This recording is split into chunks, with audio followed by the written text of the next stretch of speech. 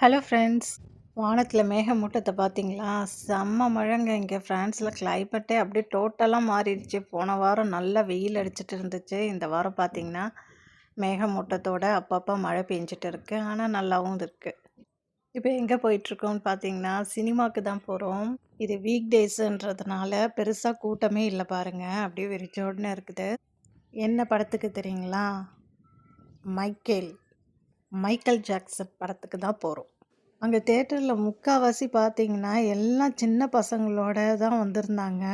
பரவாயில்ல, நெக்ஸ்ட் ஜென்ரேஷனுக்கு அவரை பற்றின ஒரு விஷயத்தை தெரிஞ்சுக்கிறதுக்கு இது ஒரு நல்ல வாய்ப்பாக இருக்கும்.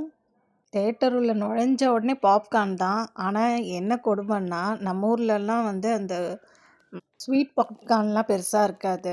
பட்டர் சீஸ்லாம் போட்டு நல்லா பாப்கார்ன் காரசாரமாக இருக்கும் இல்லையா? ஆனால் இங்கே அது கிடையாது. உப்பு போட்ட பாப்கார்னே பெருசாக இல்லை. எனக்கு அதுதான் நான் ப்ரிஃபர் பண்ணுவேன். ஆனால் இங்கே பசங்கள்லாம் ஸ்வீட் பாப்கார்ன் தான் விரும்புவாங்க. ஸோ அதனால தான் அது மெயினாக அதை வச்சுருந்தாங்க. ஸோ அதனால் நான் பேக்கெட்டில் இருக்கிறத உப்பு போட்டதே வாங்கிக்கிட்டு தேட்டருக்குள்ளே நுழைஞ்சாச்சு. தேட்டருக்கு முன்னாடி அவ்வளோ சூப்பராக பேனர் வச்சுருந்தாங்க. மைக்கேல் ஜாக்சனோட அந்த ஒரு ஃபேமஸான மூவோட அந்த பிக்சர் பார்க்கும்போதே அவ்வளோ நல்லா இருந்துச்சு. எப்படி இருக்க போகுதுன்னு ஆவலாக போயிருந்தோம். படம் பார்த்திங்கன்னா 2 மணி நேரம் படம். வீக் டேஸ்ன்றதுனால பெருசாக கூட்டம் இல்லை. ஸோ அதனால் ஒரு மினிமம் கூட்டம் தான் இருந்துச்சு.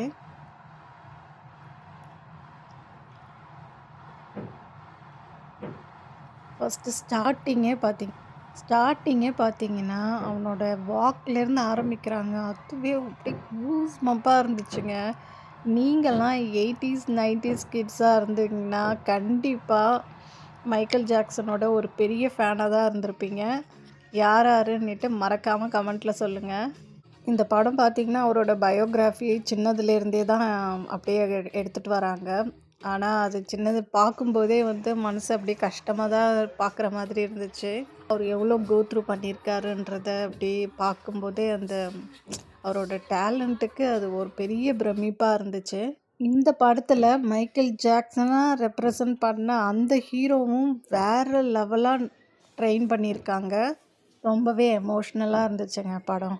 அடுத்து செகண்ட் பார்ட்டுக்காக வெயிட்டிங்.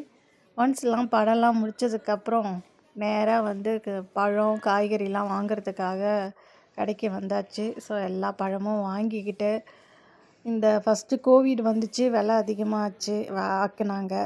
இப்போ பார்த்திங்கன்னா போர் நடக்கிறதுனால எல்லா காய்கறி பழம் எல்லாம் விலை கண்ணா பின்னான்னு ஏறி இருக்குங்க.